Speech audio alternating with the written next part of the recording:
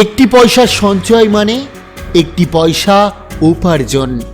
আমরা জীবনে অনেক সময় এমন এক দ্বিধার মধ্যে পড়ে যাই যেখানে সঠিক সিদ্ধান্ত নেওয়া হয়ে ওঠে আমাদের জন্য সবথেকে বড় চ্যালেঞ্জ।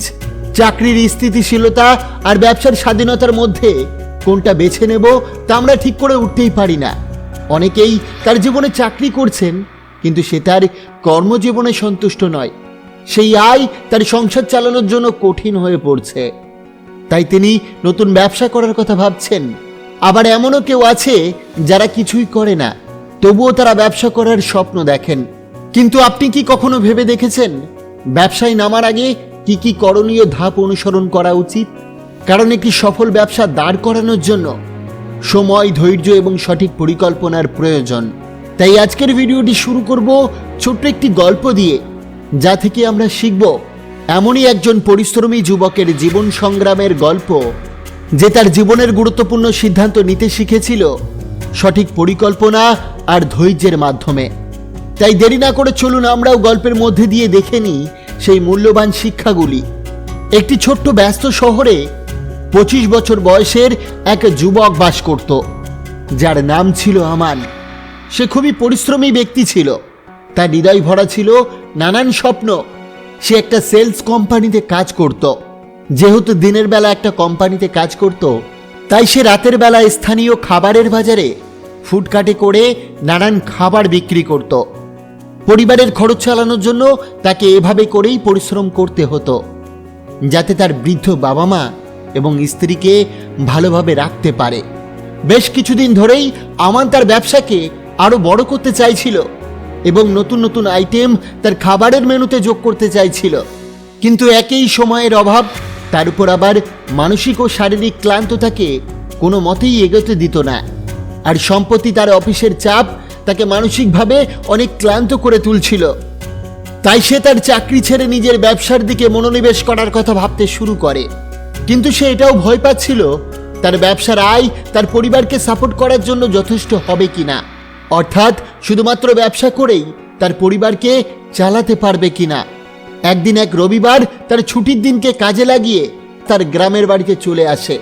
কিছু আনন্দময় মুহূর্ত সেখানে কাটানোর পর গ্রামে সে হাঁটতে বার হয় এবং চলার পথে দেখা হলো সেই গ্রামে থাকা সবথেকে ধনী ব্যক্তি রহিমের সাথে। রহিম বাবু ছিলেন এক স্থানীয় কৃষক, যিনি একসময় একটা অফিসে কাজ করতেন, কিন্তু এখন তিনি পুরোপুরি ব্যবসায় মনোনিবেশ করেছেন এবং তিনি এখানকার সবথেকে ধনী ব্যক্তি হয়ে উঠেছেন। এটি আমানের মনে অনেক আশার সঞ্চার করে।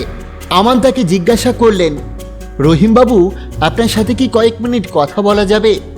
রহিম বাবু তখন মুরগির ডিম সংগ্রহ করছিলেন। তিনি আমানকে আন্তরিকভাবে স্বাগত জানিয়ে বললেন, হ্যাঁ বলো, তুমি কি বলতে চাও? সে আমানের বিষণ্ণ চেহারা দেখে একটু কৌতূহল হলেন, কারণ একটা সময় আমান খুব হাসি খুশি থাকত। রহিম বাবুর হ্যাঁ উত্তর শুনে আমান তার সব সমস্যার কথা খুলে বললেন। তার চাকরির চাপ থেকে শুরু করে তার ব্যবসায় মনোনিবেশ করার ইচ্ছা পর্যন্ত রহিম বাবু আমানের উদ্বেগগুলো বুঝতে পারলেন এবং সঠিক সিদ্ধান্ত নেওয়ার জন্য কিছু গুরুত্বপূর্ণ দিক নির্দেশনা শেয়ার করলেন। তিনি আমানকে বললেন, তোমায় চাকরি ছেড়ে ব্যবসায় পুরোপুরি মনোনিবেশ করার আগে তোমাকে 7টি বিষয় মাথায় রাখতে হবে, কিন্তু সিদ্ধান্ত নেওয়ার আগে এই 7টি বিষয় অবশ্যই ভালোভাবে ভাবা এবং পরিকল্পনা করা অত্যন্ত প্রয়োজন। আমান সেই কথাগুলি মনোযোগ দিয়ে শুনছিল, যেন সে কোনো কথাই মিস না করে ফেলে। রহিমবাবু বললেন, প্রথম এবং সবথেকে গুরুত্বপূর্ণ বিষয় হলো ছোট কিছু থেকে শুরু করা। নতুন উদ্যোক্তাদের একটি সাধারণ ভুল হলো তারা কোনো অভিজ্ঞতা ছাড়াই বড় কাজ করা শুরু করে ফেলে। এটি ঠিক এমন বলতে পারো যেন কেউ পাইলটের প্রশিক্ষণ না নিয়েই প্লেন চালানো শুরু করে দিয়েছে, কিন্তু সে এটা জানে না এটিকে কিভাবে ল্যান্ড করাতে হবে। কারণ ব্যর্থতার ঝুঁকি তখন খুব বেশি বেড়ে যায়। বলতে পারো কেউ যদি কোনো বড় মুরগি বা ছাগলের ফার্ম তৈরি করে ফেলে, কিন্তু সে কোনোদিন একটি মুরগি বা ছাগল পালেনি। আবার কয়েকশো আইটেম মজুত করে ফেললো, কিন্তু একটি আইটেমও বিক্রি করতে পারেনি। বা বিশাল বিনিয়োগ করে একটা ক্যাফে খুলে ফেললো, কিন্তু বেসিক কোনো কিছুই সে জানে না। নিশ্চয়ই তুমি দেখে থাকবে শহরে অনেক ব্যবসা 1 বছরের মধ্যেই বন্ধ হয়ে যায়, যদিও তারা অনেক বড় আকারে শুরু করেছিল। আমান মাথা নেড়ে তার কথার সম্মতি দিল আর বলে উঠল, তাহলে রহিম বাবু, আমি এখন কি করতে পারি? রহিম বাবু তখন বললেন, নতুনদের জন্য ছোট থেকে শুরু করাই ভালো, ঠিক যেন সিঁড়ি দিয়ে ওঠার মতো। ছোট বিনিয়োগ দিয়ে শুরু করো, যেন ঝুঁকি কম থাকে। যদি একটি বিক্রি করতে পারো তাহলে 3টি চেষ্টা করো। যদি 3টিতে সফলতা পাও তাহলে 10টিতে যাও। যদি এভাবে করে তুমি এগোতে থাকো তবে শুধু আয় নয়, এটা থেকে তোমার অভিজ্ঞতাও বাড়তে থাকবে। এই পরামর্শটি আমানের চোখ খুলে দিল। সেটা বুঝতে কিছুটা সময় নিল। তারপর রহিম বাবুকে এর পরবর্তী বিষয়টি জিজ্ঞাসা করল। রহিম বাবু বললেন, দ্বিতীয় বিষয়টি হলো তোমার পার্ট টাইম জবের আয়ের পরিমাণ। যদি তোমার পার্ট টাইম জবের আয় তোমার পরিবারের চাহিদা পূরণ করতে পারে, এটি একটি অনেক ভালো লক্ষণ। তবে এটা তোমার পরিবারের জন্য ঝুঁকিপূর্ণ হতে পারে। ব্যবসায় সাধারণত ওঠানামা থাকে, যা স্থিতিশীল বেতনের মতো নয়। চাকরি ছাড়ার জন্য নিরাপদ সীমা হলো যখন তোমার পার্ট টাইম জবের আয় তোমার পরিবারের চাহিদার দ্বিগুণ হবে। আমান তখন চিন্তা করতে থাকলো এবং কিছু সময় পর মাথা নেড়ে সম্মতি জানালো এবং পরবর্তী পরিকল্পনা জানার জন্য সে আগ্রহী হয়ে পড়ল। রহিম বাবু একটু হেসে তাকে বললেন, একটুখানি অপেক্ষা করো আমান, কারণ এই পয়েন্টটি হলো সব থেকে গুরুত্বপূর্ণ। রহিম বাবু তৃতীয় বিষয়টি খুলে বললেন, একটি জরুরি সঞ্চয় তহবিল তৈরি করা। এমন একটি সঞ্চয় থাকা জরুরি যা কমপক্ষে তোমার 6 মাসের খরচ মেটাতে পারে। যদি সম্ভব হয় তবে 1 বছরের খরচের আয় সঞ্চয় করে রাখতে পারলে আরো ভালো।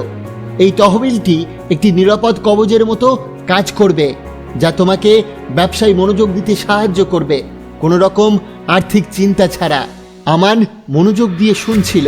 সে মাথা নাড়া দিয়ে উত্তর দিল, অনেক গুরুত্বপূর্ণ পরামর্শ। আমি এটা হয়তো কখনোই ভাবতে পারতাম না। রহিম বাবু একটু মুচকি হেসে বললেন, চতুর্থ বিষয় হলো ব্যবসা পরিচালনার দক্ষতা। এটা শুধু ভালো রেসিপি থাকার বিষয় নয়, বরং এটি ঠিকভাবে বাজারজাত করার সঠিক সময় নির্ধারণ করা এবং অন্যান্য বিষয় সম্পর্কে শেখার দক্ষতা। এটা তুমি সোশ্যাল মিডিয়া বা অন্যদের অভিজ্ঞতা থেকেও শিখতে পারো। তুমি এটা নিশ্চিত হও যে তুমি এটার জন্য প্রস্তুত আছো এবং শুধু এটা ভাগ্যের উপর নির্ভর করছে না, নিজের কর্মের উপর করছে। রহিম বাবুর এই সহজ এবং কার্যকারী ব্যথাগুলো আমানের কাছে খুবই প্রাসঙ্গিক মনে হচ্ছিল। আমান বারবার মাথা নেড়ে তার কথাগুলি বোঝার ইঙ্গিত দিচ্ছিল। সে আরো ভালো কিছু জানার জন্য প্রস্তুত ছিল। তারা রহিম বাবুর খামারের দৃশ্য উপভোগ করতে করতে রহিম বাবু আবার বললেন, পঞ্চম বিষয়টি হলো নিজের কর্মের প্রতি দৃঢ় সংকল্প। একটি ব্যবসা শুরু করতে হলে শক্ত পরিকল্পনা ও অধ্যবসায়ের প্রয়োজন।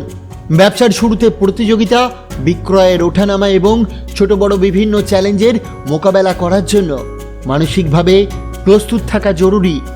ষষ্ঠ বিষয় হলো তোমার পার্ট টাইম জবের স্থিতিশীলতা কেমন। তুমি এটা নিশ্চিত হবে তোমার ব্যবসা অন্তত গত 3 মাস ধরে স্থিতিশীল আছে। 6 মাস হলে আরো ভালো। স্থিতিশীলতা এটা দেখায় যে এটি প্রধান আয়ের উৎস হিসাবে টিকে থাকতে পারে। স্থিতিশীলতার আগে চাকরি ছাড়া অত্যন্ত ঝুঁকিপূর্ণ। তারপর রহিম বাবু সপ্তম বিষয়টি বলেন। সপ্তম বিষয়টি হলো ঝুঁকির বোঝাপড়া। তোমার বাজার এবং বাজারের প্রতিযোগিতা আর সম্ভাব্য চ্যালেঞ্জ সম্পর্কে সর্বদা তোমাকে জানতে হবে। যদি তুমি ঝুঁকি বুঝে নিতে পারো তাহলে তুমি নিজের অনেক ক্ষতি কমাতে পারবে এবং পাশাপাশি লাভ বাড়ানোর জন্য কৌশল তৈরি করতে পারবে। তো আমান, এবার বলো, তুমি কি এখন চাকরি ছাড়ার জন্য প্রস্তুত? আমান এখন একটু ভাবলেন এবং আত্মবিশ্বাসের সাথে উত্তর দিলেন, আমি আপনার 7টি বিষয় নিয়ে গভীরভাবে চিন্তা করব। এই মুহূর্তে আমি কোনো সিদ্ধান্ত নিতে পারছি না। তখন রহিম বাবু একটু মুচকি হাসি দিয়ে বললেন, ঠিক আছে আমান, তোমার কথা শুনে আমি খুব খুশি হলাম। আমি খুশি যে তুমি বিষয়গুলো গুরুত্ব সহকারে গ্রহণ করেছো। সমস্ত কথা শোনার পর আমান রহিম বাবুকে ধন্যবাদ জানিয়ে সেখান থেকে রওনা দিলেন এবং প্রতিশ্রুতি দিলেন যে আজ থেকে তার শেখানো প্রতিটি পরামর্শ বাস্তবায়ন করবেন। আশা করি এই স্টোরি থেকে আমরা যারা নতুন ব্যবসা শুরু করতে চাই বা চাকরি ছেড়ে ব্যবসায় মনোনিবেশ করার কথা ভাবছি, তারা অনেক মূল্যবান শিক্ষা এই স্টোরি থেকে পেয়েছি। আচার্য চাণক্য তার অর্থশাস্ত্র এবং নীতিশাস্ত্রে ব্যবসা এবং অর্থনৈতিক নীতির উপর মূল্যবান উপদেশ প্রদান করেছেন। চাণক্য নীতি অনুসারে ব্যবসা পরিচালনা করার জন্য কিছু গুরুত্বপূর্ণ বিষয় নজর রাখা প্রয়োজন। নাম্বার 1, সঠিক পরিকল্পনা ও দূরদর্শিতা। চাণক্য বলেন, ব্যবসায় সাফল্য পেতে হলে সঠিক পরিকল্পনা এবং ভবিষ্যৎ সমস্যার জন্য প্রস্তুত থাকা জরুরি। একটি সফল ব্যবসায়ীকে তার সম্ভাব্য ঝুঁকি এবং চ্যালেঞ্জ সম্পর্কে সচেতন থাকতে হবে। নাম্বার 2, নিয়মিত অধ্যয়ন ও বাজার বিশ্লেষণ। চাণক্যের মতে ব্যবসায়ীকে সবসময় বাজারের পরিবর্তন এবং গ্রাহকের চাহিদা সম্পর্কে জানার চেষ্টা করতে হবে। যে ব্যক্তি তার জ্ঞান বাড়ায় এবং পরিস্থিতি বিশ্লেষণ করে সে সাফল্য অর্জন করে। নাম্বার 3, আর্থিক নিয়ন্ত্রণ ও সঞ্চয়। তিনি জোর দেন যে ব্যবসায় অতিরিক্ত খরচ এড়িয়ে সঞ্চয়ের উপর গুরুত্ব দিতে হবে। চাণক্য বিশ্বাস করতেন সঞ্চয় ভবিষ্যতে ব্যবসার জন্য সহায়ক এবং ঝুঁকি কমাতে সাহায্য করে। নাম্বার 4, বিশ্বাস ও সততার গুরুত্ব। চাণক্য বলেন, ব্যবসায়ীদের সততা এবং বিশ্বাসযোগ্যতা বজায় রাখা অত্যন্ত গুরুত্বপূর্ণ। একটি বিশ্বাসযোগ্য ব্যবসায়ী দীর্ঘমেয়াদে সফল হয় কারণ গ্রাহকরা তাকে নির্ভরযোগ্য মনে করে। নাম্বার 5, পরিশ্রম এবং ধৈর্য। তিনি বলেন, সাফল্য তাড়াতাড়ি আসে না। একজন ব্যবসায়ীকে কঠোর পরিশ্রম করতে হবে এবং ধৈর্য ধরে অপেক্ষা করতে হবে। সঠিক সময়ে সঠিক পদক্ষেপ নেওয়া অত্যন্ত গুরুত্বপূর্ণ। নাম্বার 6, প্রতিযোগিতার প্রতি মনোযোগ। চাণক্যের নীতি অনুসারে একজন ব্যবসায়ীকে তার প্রতিযোগিতার কার্যকলাপ সম্পর্কে সচেতন থাকতে হবে। নিজেকে প্রতিযোগিতার মধ্যে টিকে থাকতে হলে উদ্ভাবনী হওয়া এবং বাজারের প্রয়োজন অনুযায়ী পরিবর্তিত হওয়া প্রয়োজন। নাম্বার 7, ঝুঁকি নেওয়ার ক্ষমতা। চাণক্য বলেন, বড় সাফল্যের জন্য মাঝে মাঝে ঝুঁকি নিতে হয়, তবে এটি হবে হিসাব করে নেওয়ার ঝুঁকি, যেখানে ক্ষতির সম্ভাবনা কম এবং সাফল্যের সম্ভাবনা বেশি। নাম্বার 8, কর্মচারী ও অংশীদারীদের প্রতি আচরণ। চাণক্যের মতে কর্মচারীদের সঙ্গে ভালো সম্পর্ক এবং ন্যায্য আচরণ করা প্রয়োজন। কর্মচারী যদি সুখী এবং অনুপ্রাণিত থাকে তাহলে তারা ব্যবসায় উন্নতিতে গুরুত্বপূর্ণ ভূমিকা রাখবে। চাণক্যের এই নীতিগুলি সময় উপযোগী এবং আজকের ব্যবসায়ী পরিচালনার জন্যও সমানভাবে কার্যকর। এগুলি অনুসরণ করলে একজন ব্যবসায়ী তার লক্ষ্য অর্জনে সাফল্য লাভ করতে পারে। বন্ধুরা, আশা করি আজকের এই ভিডিওটি আপনার অনেক ভালো লেগেছে। অবশ্যই ভিডিওটিকে একটি লাইক করবেন, কমেন্ট করবেন, প্রিয়জনের কাছে শেয়ার করতে ভুলবেন না। আপনাকে অসংখ্য ধন্যবাদ ভিডিওটি শেষ পর্যন্ত দেখার জন্য।